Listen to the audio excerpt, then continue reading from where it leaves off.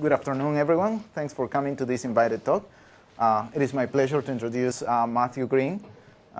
He's a professor at Johns Hopkins University. His main research interests are on applied cryptography, especially focusing on privacy-preserving cryptographic protocols. And, well, today he will be talking about Zerocoin. So please, let's welcome Matthew Green. Okay, thank you. So this is a talk on electronic cash. I've subtitled it, this sort of odd subtitle, and I think hopefully it'll become clear what this is all about as I get a little deeper into the talk. But this is some joint work with my grad students, Ian Myers and Christina Garman, as well as Avi Rubin at Johns Hopkins. We're going to be presenting this at Oakland the next month. So anyway, there's this really dorky intro to this talk. I might skip by quickly, but I gave it to some bankers on Monday, and I wanted to have some kind of fake econ or finance background to this. So I'm going to give my little spiel. In the beginning of this this kind of exercise, you know, as I was making these slides, I went and I typed into Google and then later Bing because I was going to be here. You know, some basic questions about what is money, and this is what Bing tells me money is. Money is basically banknotes, dollar bills, gold. It's sort of not a very useful definition, except for the fact that it tells me that money is referred to as dosh and greenbacks, which I thought was kind of cool, but not a particularly useful thing. So I wanted to get a slightly better definition, so I was getting ready to go to the library and find an econ textbook maybe and get, you know, some primary source. But then I realized the library was like 15 minutes away and it was kind of hot. So I just went to Wikipedia and I got the basic definition, which tells us that money is a medium of exchange, a unit of account, and a store of value. Which to me, you know, thinking about this as an engineer, tells me that it has to meet some of these basic properties. It has to be, you know, there has to be some limited quantity of money, meaning you can't just make it arbitrarily. It has to be widely accepted by a group of people for some reason. And then more importantly, this medium of exchange idea means it has to be easy for people to transfer from one person to another. Okay, so this is what money looks like to most people. This is what money looks like in science fiction, where you have things like The Hitchhiker's Guide to the Galaxy. I thought it was a great example of a medium of exchange that was not easy to exchange. This is called the Ningi. It's a coin that is 6,800 miles across and made out of rubber. So there are all kinds of different examples of money in the world and in the literature. So the problem that we're going to address here is a little bit more concrete. We're going to look at the problem of building electronic money. And again, a lot of these things are probably things that you've all thought about in the past. But when you think about how do you build electronic money, you kind of arrive at two possible directions. And one is very difficult if you go down that direction, and the other is actually very easy. The very difficult one is to sort of take the idea that money, as we think of it today, is essentially information. It's ink written on a piece of paper with a serial number, for example. And the analogy there in the computer and network world is it's a file. So we'll just translate this into a file, and then we'll use computer networks to exchange it. And of course, you've all probably thought about this for at least a few minutes, and you know that this is a terrible idea, and that all kinds of bad things will happen to you when you start trying to exchange money like this. Not least of which is that the difference between me handing you a $20 bill and me sending you an electronic $20 bill is at the end of the first transaction, I no longer have the $20 bill, which clearly is not going to be the case with electronic money. So this turns out to be possible but very difficult.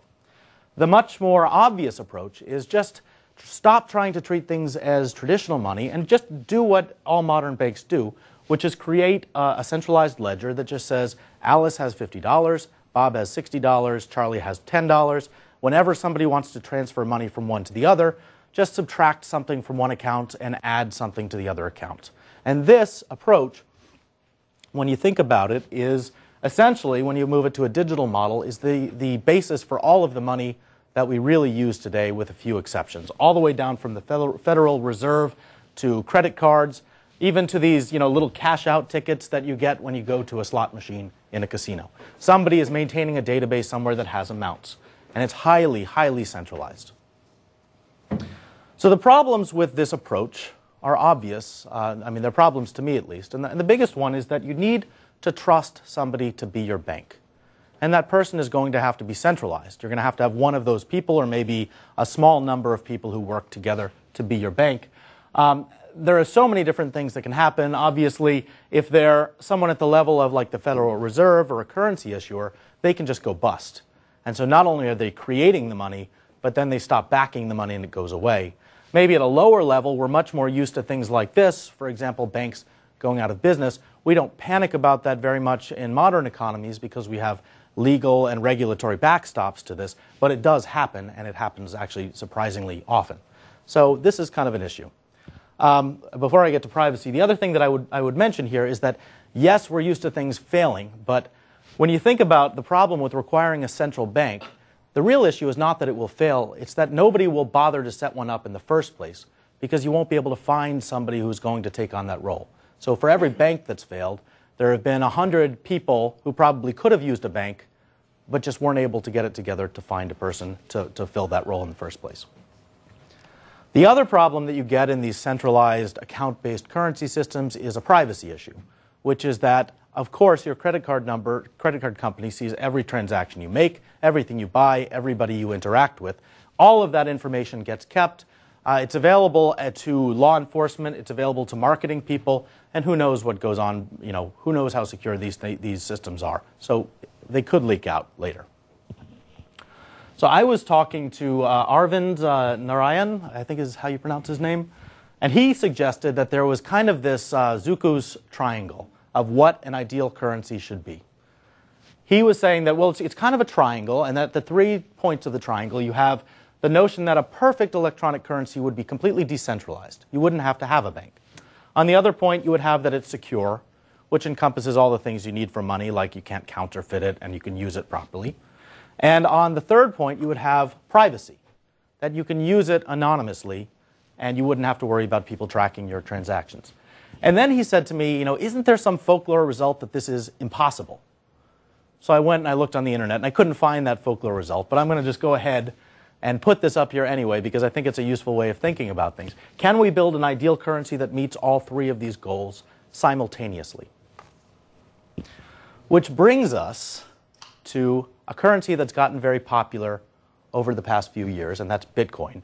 How many of you guys know how Bitcoin works? Okay, so how many of you guys could sit down right here and explain to me how the Bitcoin blockchain works? You need a bigger whiteboard. Okay. Yeah. Okay, so Bitcoin. Before I go on, this sign, I found this on the front door of the University of Maryland Computer Science Department. This is how you know you're entering a computer science department and not, say, like a political science department. So this was there. But this was during when it was $250 for a single Bitcoin phase a few weeks ago. So Bitcoin is an electronic decentralized currency. It was proposed back in, I think, 2008 by a guy or a group of guys, for all we know, or a group of girls, named Satoshi Nakamoto. Nobody knows who this Nakamoto person is because they only interacted electronically and sort of anonymously with everybody else. It was proposed as a paper, but it was also given as a real practical implementation with software. You can see there are citations in the paper, and it really is clearly an extension of some previous systems that existed. One is B-Money, and the other is something called BitGold, that had a lot of the features that Bitcoin has today, but not all of them there in one package. And Bitcoin kind of polished that up and got everything together and made it all work. So the basic notion behind Bitcoin is that it's a way for a bunch of people to get together and, without having a single trusted party, allow for the creation of currency, the exchange and transfer of currency, and to do this all in a completely peer-to-peer setting where it all works as long as most of the peers, or a good chunk of the peers, are behaving honestly, for some definition of honestly. The really amazing thing about Bitcoin, which takes it away from just being, kind of some goofball on the internet proposed this idea, is that people actually value this Bitcoin stuff for real money. I don't know why. But when I wrote this, which was a few days ago, the total market capitalization, meaning the value, at least at the current price of Bitcoin, of the entire economy, was $1.38 billion. Now, admittedly, that's down from $2.25 billion, which is what it was 2 weeks before, but it seems to have value, and you can actually buy things with Bitcoin, which is pretty surprising. So I'm going to give the world's quickest explanation without computers of kind of how you might build something like Bitcoin. I'm going to just go through this quickly. So, yeah, I was trying to find alternative clip art, so this is our Alice. Okay, so I want you to start just from the assumption that we have some master bank We're going to get rid of this bank in the end. But just imagine that we have some bank that is issuing a cashier's check. And the cashier's check belongs to Alice. Everybody trusts this bank, and so we can know that Alice really has this money just by looking at this check. Okay, so now Alice has a problem, which is that Alice wants to give some money to Bob. Alice could obviously go and cash the check or deposit it and then write another check, but that would require a lot of time and difficulty. So really what Alice wants to do is just take this check as is and transfer the money directly over to Bob. Well, an easy way to do that for Alice is just to flip the check over and on the back do this thing that we've all done at least at one point in our lives. Just sign the check over. Say, pay this check to the order of Bob, and then put a signature on the right below that, which authenticates it.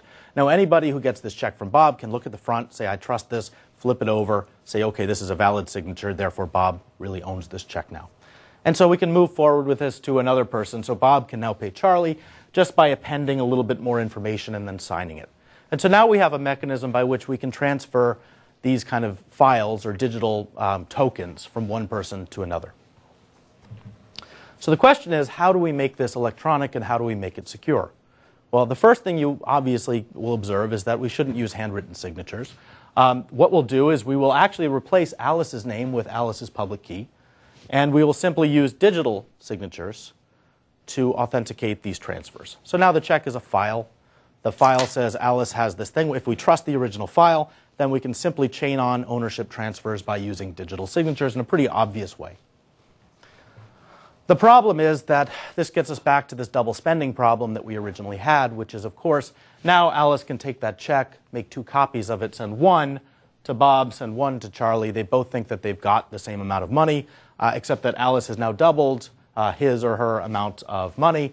If Alice really takes this to an extreme, she can do this or he can do this 1,000 times, and then you end up with a currency that doesn't work. So how do we solve this? Well, the simple answer is we go back to our centralized database idea. We have a central database that simply keeps track of all the spending that's occurred on the network. So every time Alice transfers to Bob, that item gets registered in the database. Bob can check that this has never been transferred before, therefore there's no double spending, and so on. We know how to do this with databases. It's easy, but the problem is we don't want to do it this way because we'll lose all of our decentralized capability if we go this way. The way that Bitcoin addresses this is to use a kind of a distributed consensus approach. So instead of having a central database that keeps this information, we divide this database up and have many, many different parties in a peer-to-peer network replicate the same information. So that's at least a start. That means we don't have a central database that's trusted to store it. But now we have other problems. How do we make sure that everybody has the same view of this database? How do we update this database in a way that makes sense? So one thing that we can do, at least to try to tie the database together, one of the things I should mention, is the database, just for convenience, is going to be broken up into blocks, each of which consists of a number of transactions. Now, the blocks are ordered. The transactions inside of the blocks don't have to be. So basically, what Bob can do if there's a transfer is he can say, okay, I want to put a transfer in this block. Has that same money been spent in a previous block? And that's what allows him to detect double spending. So the question is, how do we tie these different blocks together? Well, that's easily done too. We can use hash chaining. We can simply put at the bottom of each block a hash of that block and all previous blocks, which means that if I trust block n, then I will know that all previous blocks are somehow consistent with that block and everybody else. If we all agree on block n, then we all agree on the previous blocks. Okay, so a harder problem is how do we trust this distributed network to group up and add transactions to this ledger, to this blockchain? Well, the way we do it is first we set up a distributed broadcast network, essentially, where any party who wants to can broadcast out that they're doing a transaction, that they want to put a transaction onto the blockchain. Now we could simply appoint a central party to be the one who gets to add things onto this chain, and we all trust that person. But that means that party is, again, another place where the system can break down because they could selectively add transactions or do all kinds of things to hurt the network. So instead what we want to do is distribute the ability to add blocks to the chain. The way we do that is we have all of the different nodes compete with each other in a kind of a lottery where only one node is going to win that lottery for each given time period. And that node is the one that then gets to output a block, which will, of course, be chained onto the end of this. Everybody who sees that node will then trust that to be the most recent node in the blockchain, and then the process repeats. So the particular lottery that we're going to use is called a proof of work. The proof of work that's used in Bitcoin is a very simple one. What we do is we hash the block, which includes another hash of all previous blocks, and we essentially construct a block such that the hash of that block ends with a certain number of 0 bits. Now, the number of bits is adjustable. It could be 1, it could be 30, it could be anything, and that's a dial that gets adjusted over time. But what this means is that at any given time period, you have a bunch of different nodes all in this network putting together what they think should be the new block that's added to the system. Then they compete to be the first one to find a proof of work, to find a block that satisfies this particular condition, which is it hashes to this structured value. The minute somebody finds that value, that particular block, they output it to the whole network.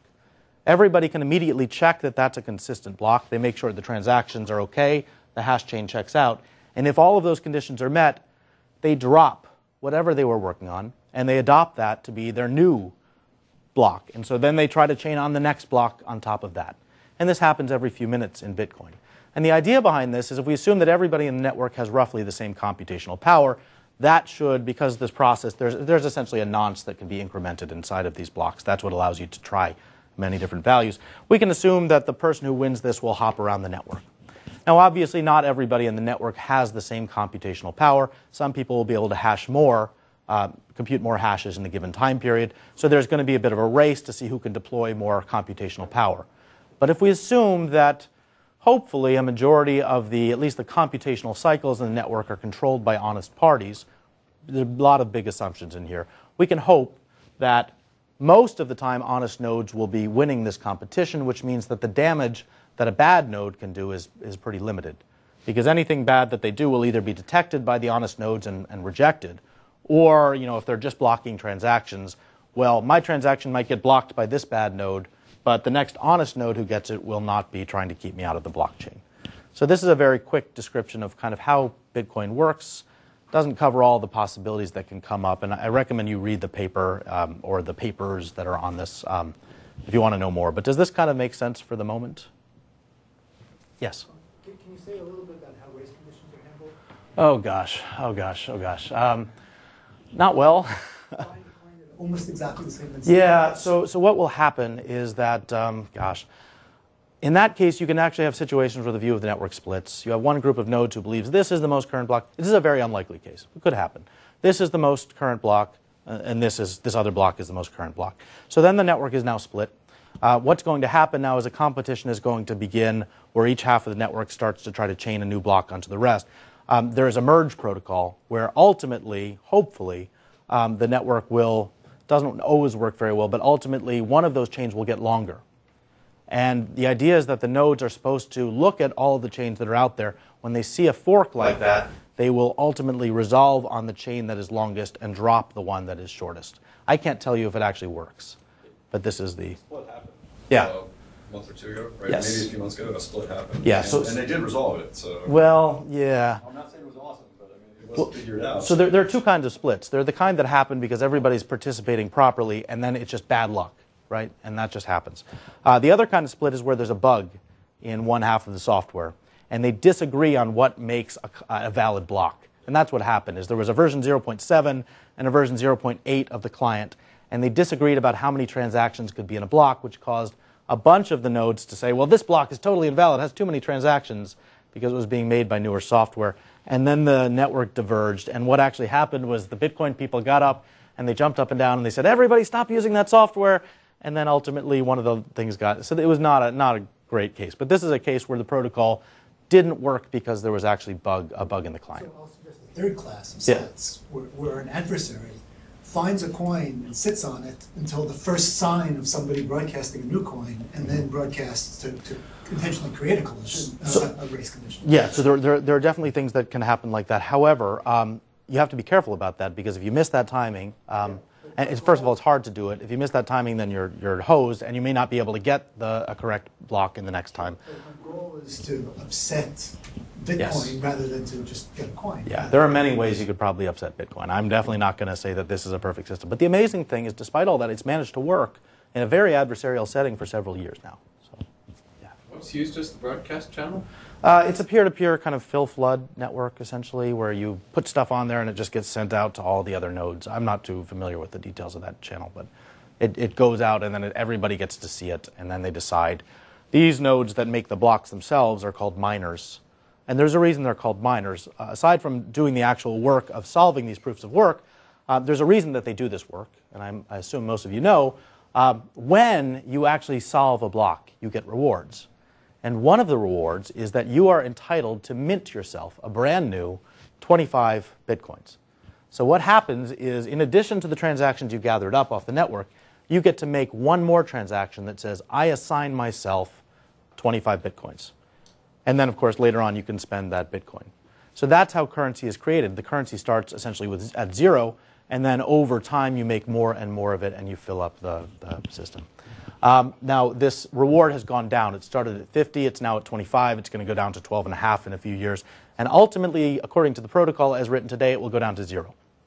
At that point, a second mechanism of incentive is supposed to take over, which is that nodes can also, when you send out a transaction, you can include what's essentially a tip, like a transaction fee. You can say the node that puts this into a block will get 35 cents or 35, hundredths of a Bitcoin or something like that. And then nodes can basically look, miners can say, well, maybe that transaction's not giving me enough of a tip. I'm not going to bother to put it in my block. So you end up with this kind of market solution where I put out nodes that have low transaction fees. Nobody includes them. I put them out with higher transaction fees. They get included very quickly. And we'll see if that works. It's very hard. There are a million game theory papers to be written on how Bitcoin works, because who knows what the incentives are right now. And they're probably all misaligned. But it works. Yes? So it seems that the protocol that is quite distributed, but the authority is centralized. I mean, the authority that issues the software or manages the protocol. Well, yeah, there is this Bitcoin Foundation which does make some of the clients, and then they make decisions about the protocol, but there are lots of different implementations. So it's not really completely centralized. The first version was, but after that people have made Python implementations, Java implementations. So it's not completely centralized, and you have the ability to dump it. That leads to these software compatibility issues, so that's kind of risky, but that part I'm not too worried about, maybe. Okay, so let's look at the Bitcoin, the triangle that we had before, and see where Bitcoin falls into it. Okay, so first of all, it's decentralized, for some reasonable definition of decentralized. It definitely meets that criteria. It's secure, with the exception of certain things that we might hope are not going to happen to the blockchain. It's reasonably secure, and it seems to work. But is it private? Do we have any kind of privacy guarantees in this network? Well, not really. And the reason that Bitcoin is not private, and kind of very famously not private, is that the blockchain is, both its best feature and its Achilles heel in terms of privacy. It has, every single one of these transactions has to be replicated and available to the public. I have to be able to start up a Bitcoin client and be able to download this all from another node, which means that the history of every single thing that's ever happened in Bitcoin is entombed inside of this blockchain. Now, there's some mitigating factors, one of which is that we don't use names. It's not Alice and Bob. It's public key A and public key B. And moreover, there's no need to actually register these public keys with a network. You just generate them and start using them. So I could make 1,000 of them. I could make 10,000 of them. So what this really is a pseudonym system, not an anonymous system. So is that good or bad? Can we break the privacy in these things? The answer is yeah, probably, because we know how to extract information from graphs like this.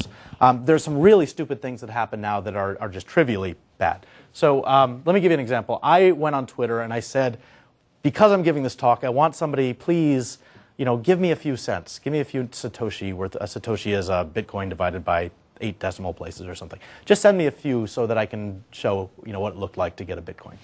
So someone actually sent me $60, which is awesome. But then this person sent me 12 cents, which was cool too. Let me show you what's happening here. So Bitcoin addresses are actually the hash of a public key, so that's what these numbers are here. I know it's a little hard to see back there. But this is the sender address, ends in MVM. Here we have the amount. So this is a previous transaction that was worth $2.43. This has been converted into dollars. So the previous transaction was worth $2.43. This person wants to send me, and I'm the guy who ends with CKW, 12 cents of that. So that means that there's $2.25 left over. Where is that money going to go?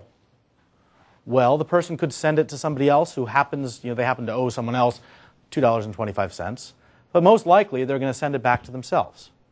Well, the way most Bitcoin clients work today is to create privacy they automatically generate new public keys all the time. So you may have dozens of public keys, and the idea is this is good for you. You have lots of these sort of identities. The problem with a lot of Bitcoin clients is they don't realize that when you do a transaction like this, where you're sending somebody some money and you have change left over, you probably shouldn't send the change to one of the other public keys that is supposed to be the key that's, your other pseudonym that's protecting your identity, because this binds those keys together and shows me these two identities are the same person. So here I can poke and show you. So this is me, and this person who has a totally different ID is almost certainly the person who sent me that money. And from here, forevermore, I know that these two identities are the same. So if the first one sends some money to his grandmother and the other does a drug deal, then I know that they're the same people. So that's kind of worrisome. Maybe we can fix that. But it turns out that even if you kind of paper over some of these bugs, a lot of people are now looking at this problem and saying, how do we get information out of Bitcoin? There was at least 2 papers in Financial Crypto 2013, and these are kind of the beginning works, I think. There are going to be more. Some people have done other work like tracing batches of stolen Bitcoins throughout the network and done very well at figuring out what happened to them after they were stolen. This one is the reason that I gave this subtitle in my talk. So a few days ago, somebody on the internet, this guy Sergio Lerner, went through the historical blockchain data. And he was not looking at transactions that people were making. He was looking at miners and how well they were doing at making money early on in the evolution of Bitcoin. So Bitcoin really started out around January of 2009. And this data goes through January of 2010. And each of these dots on the screen represents one miner making 50 Bitcoins, succeeding in getting a block and getting 50 Bitcoins. Now you'll notice that some of them are red and some of them are black. Anyone know what the black ones are? Okay, so the black ones are, well, let's see. So they're a single mining rig. And we know this because each of the Bitcoin blocks includes a nonce. And that nonce field increments. And so we can see that these are linked. They're increasing at the same rate. We can see that these are the same person succeeding and mining block. Each time 50 Bitcoins. Did I mention that Bitcoins are currently worth over $100? So this person is making 50 Bitcoins each time they do this, and they're making a lot of them. Much more interesting is that this blockchain here starts at the very first Bitcoin block. So this person is Satoshi Nakamoto. This person is the guy who authored, or guys who authored Bitcoin. And you can see what they're doing is they're mining some Bitcoin, rebooting their computer, mining some Bitcoin, rebooting their computer, and so on. Now, how many, in dollars, how many Bitcoin do you think are represented on this graph right now? Any guess at how rich this guy is now, at least if you believe the current price of Bitcoin? $100 million, just in this graph so far. So he's a very rich guy, but here's the crazy thing. None of this Bitcoin has ever been spent. This guy disappeared in 2011 or so, has never been heard from since. And if this is him, he's either dead, or maybe he lost his wallet, which means he can't spend it, or else he's waiting out there with his hundreds of millions of dollars and just going to see what happens. But let's say you're this guy and you want to spend your money. How do you do it? The minute you go and you start to cash in some of these Bitcoins, everybody's going to know who you are, and they're going to be at your door asking for money or whatever it is that people do when you have $100 million in a crazy cryptocurrency. So he has no really good way of getting this money out, at least without revealing himself. So that's, we need anonymity for a whole bunch of reasons, this being a particularly extreme one. Okay. Sorry, this is not too helpful. Okay. All right, so I've covered a lot of, So I've covered a lot of stuff, and I haven't actually gotten to the technical content of this talk. But let's just give a couple of more things you need to know before we go forward. So what privacy solutions are in existence today for Bitcoin? Well, one solution is be careful, which means get better clients that don't, link your keys together. This is the current way that the Bitcoin Foundation people are going, is just trying to avoid these trivial mistakes. But that's not going to be enough. It's not going to be enough because the current attacks that we know on privacy are all passive attacks. If you think about active attacks where somebody puts marked Bitcoins into the network, it's going to be much worse. Another solution is to use something called a laundry service. And a laundry service is exactly what you guys think it is. It's a mix where you get a bunch of people together, they put their coins together, the laundry service randomizes them and then hands out the coins, and we all hope that the trail goes dead because you can't de-anonymize the 8 people who got together and did this. But in reality, it's probably not going to work very well, at least with the trusted mixes that exist today, because you don't know if they're doing it right. You have to trust them. You don't know if you're going to get your money back. and the volume is pretty low. So not great solutions. The other solution, which is the classic solution, is we all implement eCash. We have this great eCash system. Let's get David Chaum out here. Let's get him to start up DigiCash again. And what he'll do is he'll set up a server, and it will issue blind signatures. And I know that people here know a lot about this, and Microsoft may be in a great position to do this. Fine, so you do all this stuff. But again, this is not consistent with the Bitcoin network model because, again, all of these systems are based on blind signatures. And blind signatures implies a signer, and a signer implies something central. You might use threshold cryptography to distribute that a little bit, but it's not going to work. So that's not such a great solution either. So again, the triangle doesn't work so well for the decentralization. So I have until about 2:20 or so, and then plus questions, or? 30 minutes. Okay. Okay, all right. I'm shooting for 45 minutes, so if I end early, that's what it'll be. Okay, so this is a new approach. So we spent a little bit of time thinking, how do you add cryptographic eCash, real cryptographic eCash to Bitcoin, without adding trusted parties or doing crazy things? How do you just do it with the existing system? Well, we came up with this thing called Zerocoin, and Zerocoin uses some actually pretty standard techniques in crypto.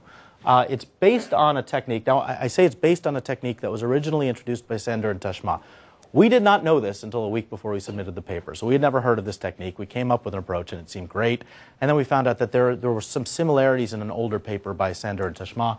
But they had two problems, one of which is that they didn't have Bitcoin. The other one is that they actually had a very inefficient construction that would not have been realizable. So what we have is this new protocol, which is actually implemented into Bitcoin really at the protocol level. Does not require a trusted party, just changes to all of the Bitcoin clients that are out there. It uses, what it does basically is it doesn't create a full eCash system. Instead, it creates what we call a decentralized laundry. The idea is I can take real Bitcoins, I can transfer them into this Zerocoin thing, and then I can pull back Bitcoins with exactly the same property you'd expect from a laundry, except that we don't have to have a laundry doing that work. The only thing that our protocol requires beyond the crypto, I'll get to explain what that means, but the only thing that we need as an assumption is we need the existence of a trustworthy, append-only transaction log. And wonderfully, it turns out that Bitcoin gives us a transaction log essentially for free. We can just leverage the Bitcoin blockchain. So here's the intuition behind how Zerocoin works, all using very standard components. So first of all, Zerocoins themselves are obviously just information, they're numbers. The first thing we do to make a Zerocoin is we pick a random serial number, which is just a large number. And then we use a commitment scheme with some parameters, and I'll come back to where those come from in a second. But we use just a standard commitment scheme to commit to that serial number. So now we have this commitment. There's nothing computationally hard in making this, so they're not really worth anything at this point. You don't want to go spending them because anyone can make them in a fraction of a second. What makes these things have value is the fact that you have to put them on the blockchain. And you're not going to just be allowed to put them on the blockchain for any reason at all. In order to be allowed to put one Zerocoin onto the blockchain, you have to spend a Bitcoin. The denomination here is essentially fixed. All Zerocoins are worth 1 Bitcoin. Could be 100 Bitcoins. Just we pick 1 Bitcoin for this example. So you introduce a transaction that says, it's just like a traditional Bitcoin transaction. It says, I have some previous Bitcoins from this source, and I'm going to, instead of giving an output, instead of saying it goes to this person, I'm just going to attach a blob of data, pretty small blob of data, and that goes onto the blockchain. And now I have a Zerocoin. Now the information that I keep private here is two things. One is obviously the serial number itself. It's just a commitment that I put up. And of course, I also keep the randomness that I used in making that commitment. And that becomes my trapdoor, essentially, when I want to go spend that Zerocoin again. Now, how do I get these back? Well, the first thing that I'm going to do is at some later point, maybe 100 blocks later, I'm going to redeem this using a different transaction. What I'm going to do first is I'm going to form this transaction by just including the serial number that I generated when I made the Bitcoin. So that's simple enough. And then I'm going to give a proof. And the proof is going to tell me two things. It's going to tell anybody who verifies, it's a non-interactive proof. It's going to tell people, first of all, this serial number, actually, sorry, let's try again. So it's going to tell, first of all, I know a Zerocoin that is on the blockchain. Everybody has a consistent view of the blockchain, so I know one of these things. That's easy. Then it's going to say, I also know the randomness that causes that Zerocoin commitment to open to the serial number I just gave you. Very simple. And when I give you that proof, I also say, and by the way, I would like you to now deliver me 1 Bitcoin to an address, another Bitcoin wallet, another Bitcoin identity of my choice. Hopefully it's a new Bitcoin identity and not linked in any way to the previous one. So it's a laundry. I've just gotten 1 Bitcoin back. Now the question is, where do the Bitcoins come from and where do they go? The answer to that's actually really simple. What happens is that whenever I redeem a Zerocoin, remember, every time I put one of these things in, the Bitcoin that I used to create it just sits there on the blockchain. It's not going anywhere. So I take 1 Bitcoin, I introduce a transaction that says, this Bitcoin that I have, that I control, is now going essentially into kind of an escrow pool. And what that means is now there's no semantic, there's nothing you can introduce that allows somebody else to spend it. It is now sort of locked up in the blockchain. Unless they introduce another message that allows them to take back one of those Bitcoins that was locked up in the blockchain. And of course that is the Zerocoin spend transaction with that proof. And when they give that proof, they're allowed to go through the entire blockchain, find some other Zerocoin that was created, and identify, it could be created by some other party, and they just say, okay, I want those Bitcoins back. And they could just pick one at random. Does all this make sense? I'm not sure if my hand waving is helping or hurting. Okay, good? Yes? What's the complexity of randomness? I guess what I'm asking is what would stop someone from brute forcing that unique randomness? Okay, it's a long number. It's an element in, it's the exponent of like a Schnorr group. It's a big number. And it's adjustable, obviously. You can make the security level higher or lower, depending on how you configure the parameters. Okay, so you have this thing, and so you're able to take back these things. Now, obviously, the next step is just to take that proof, that non-interactive proof, and make it a non-interactive zero-knowledge proof, which means all we're proving is these 2 statements, and there's no actual way for me to link the specific spend transaction to the mint transaction that created it.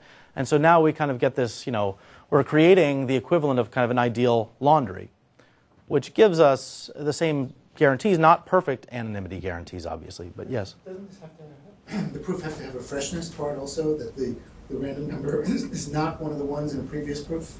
So that actually is not part of the proof. Once we've said, this is the serial number and this is a valid serial number, then the semantics of the transaction do actually, I'm sorry, I should have mentioned that. You would, of course, in verifying this, check that serial number has not appeared in a previous spend transaction. So what we're doing here is proving that the serial number is a legitimate Zerocoin serial number. That's what the zero-knowledge proof proves. Then it's just a question of making sure that serial number has only been seen once and it's not a double spend. So yes, I think you're saying the same thing, but it's not part of the zero-knowledge proof, of course. If it's not zero-knowledge, isn't that linkable then? The serial number is not, because the serial number is never revealed. We have this commitment to a serial number. We never reveal the randomness. We prove knowledge of the randomness.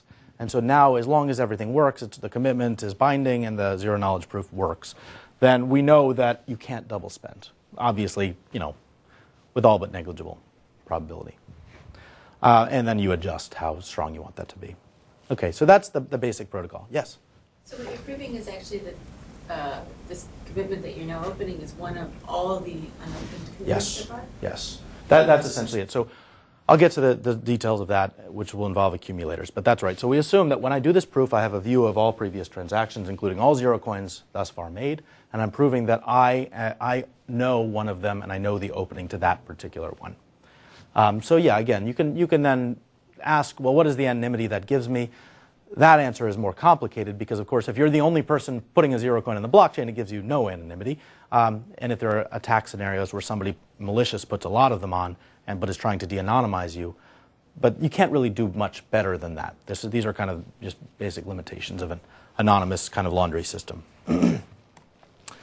Okay, so zero-knowledge proof. All right, I don't even know why I have a citation to Goldwasser and Macaulay for zero-knowledge, but whatever, so we do. Okay, so I was just thinking. Okay, so this is kind of the stuff that I just said. So the trick is, how do we do this proof efficiently? What primitives do we use? How do we actually tack this together?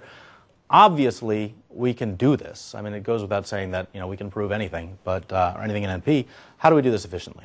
So what you might think of is you might think of using some kind of standard Schnorr type proof, which allows you to do OR proofs. You could do something like this. You could say, go through the entire blockchain, identify all of the zero coins that have appeared. They're just commitments up until this point. And then you say, okay, we'll prove knowledge that we have a C such that C is equal to C1 or C equals to C2. I can't tell you how many papers I've reviewed that have proofs like this in there. And they're like, yeah, it's an efficient proof. But it's not an efficient proof. It's linear in N, which is maybe 1 million zero coins that have been minted in the past. You're not going to fit this proof into the blockchain. So another approach is that what you can do is something, it's a pretty old technique. We use, and it's a very old technique, we use an accumulator. What we do is we go through, before we do this proof, we use a one-way accumulator to just gather up all those coins. Instead of doing this OR proof, we stick all of those coins, these commitments, into the accumulator. And now we have the single accumulator value, this accumulated thing, this root. And then what we do is we generate a witness for membership of our specific zero coin.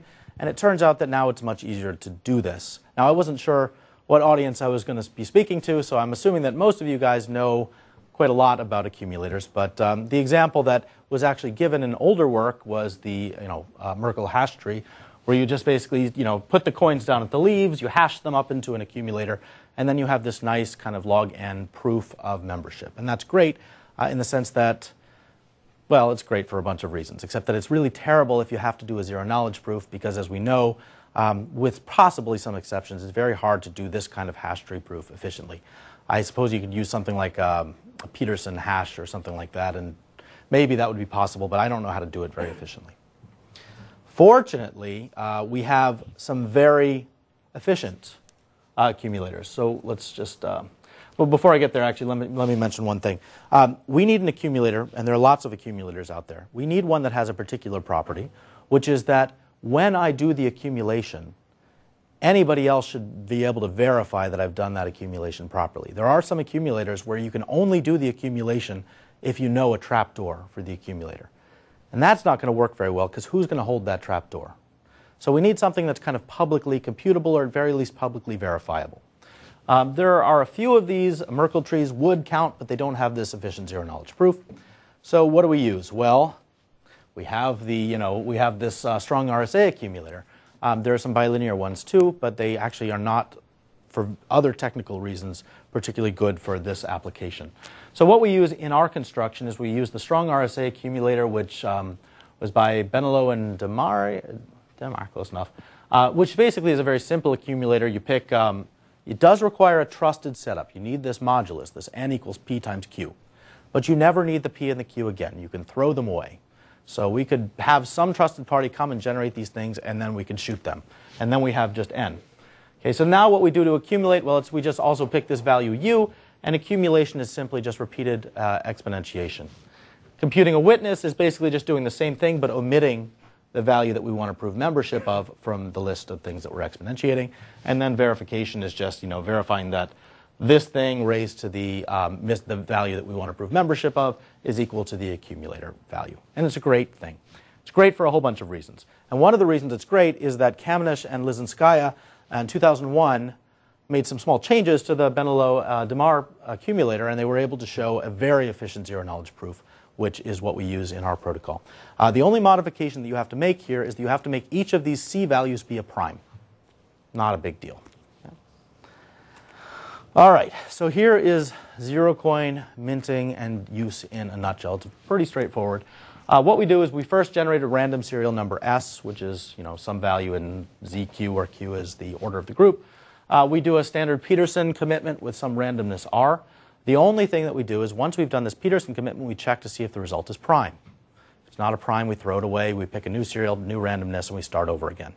So ultimately, this may take a few iterations, but ultimately we wind up with a commitment C that is a prime, or at least with high probability is a prime. We keep S, we keep the commitment randomness R, and that's our trapdoor for spending this thing. Ultimately, when we want to spend this, we go through and we collect all of those C values from everybody on the blockchain, including ours, and we accumulate them all, and we compute a witness, and then we execute the standard, we reveal